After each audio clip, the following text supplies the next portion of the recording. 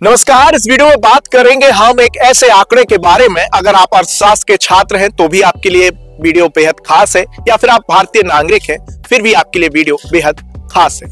आज बात करेंगे भारत में रहने वाले हर व्यक्ति की आय को लेकर, यानी कि पर कैपिटा इनकम, यानी कि प्रति व्यक्ति आय को लेकर। इसके आंकड़े आपको बहुत कुछ समझाएंगे कि देश की स्थिति वर्तमान में क्या है और किन प्रदेशों की स्थिति वर्तमान में क्या है।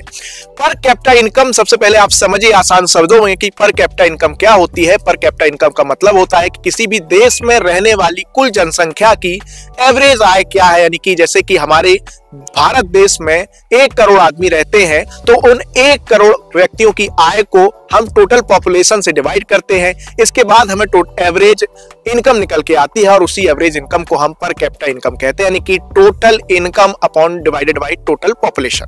हाल इन आंकड़ों को मैं आपको बताऊं तो उनसे पहले आप ये भी समझ लीजिए कि पर कैपिटा इनकम अपने आप में इतनी इनफ नहीं है कि वो ये बता सके कि जो इनकम का डिस्ट्रीब्यूशन है वो सोसाइटी में इक्वली है या नहीं है, या किस स्तर का है।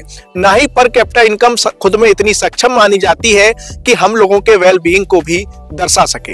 लेकिन फिर भी हम इसको स्टैंडर्ड ऑफ लिविंग के रूप में जब अंतरराष्ट्रीय स्तर पर कंपैरिजन करते हैं या स्टेट लेवल पर कंपैरिजन करते हैं तब हम इसको बहुत ही महत्वपूर्ण मानते हैं, और नेशनल इनकम को भी जब हम कैलकुलेट करते हैं तब भी इसकी बहुत ज्यादा महत्वपूर्णता होती है।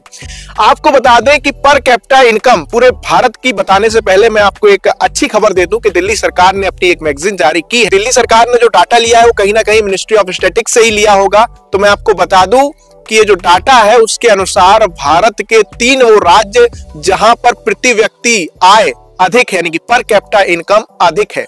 सबसे ज्यादा आय सिक्किम के लोगों की है, वहीं दूसरे नंबर पर गोवा के लोगों की है, तो तीसरे नंबर पर दिल्ली के लोगों की पर कैपिटा इनकम ज्यादा है।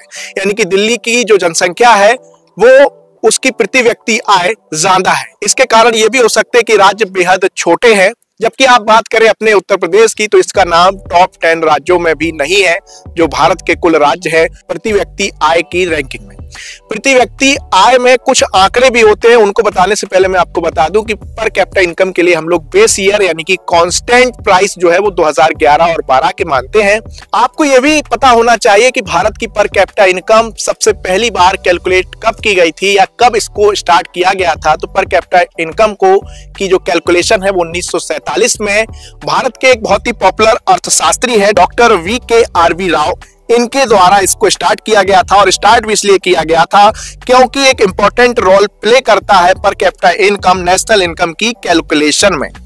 आपको बता दें कि जहां हम बात कर रहे थे कि उन भारत के टॉप 3 राज्यों की जिनकी पर कैपिटा इनकम अधिक थी, तो जिसमें सिक्किम सबसे टॉप पर है और मिनिस्ट्री ऑफ स्टैटिस्टिक्स के डाटा के अनुसार 5.87 लाख यानी कि 5.87 लाख के आसपास जो है वो सिक्किम की पर कैपिटा इनकम है, गोवा की 4.92 लाख के आसपास और दिल्ली की 4.61 लाख, जिसको लेकर दिल्ली काफी वाई लूट रहा है कि वर्तमान में भारत की पर कैपिटा इनकम 1.84 लाख के आसपास चल रही है। तो आपने ये देखा होगा कि भारत की जो प्रति व्यक्ति आय है वो 1.84 लाख के आसपास पहुंच गई है वर्तमान की 2024 की। तो इस वीडियो में हमने पर कैपिटा इनकम के बारे में काफी चीजें जानी है। अगर वीडियो अच्छा लगा हो तो आप हमें फॉलो कर सकते हैं।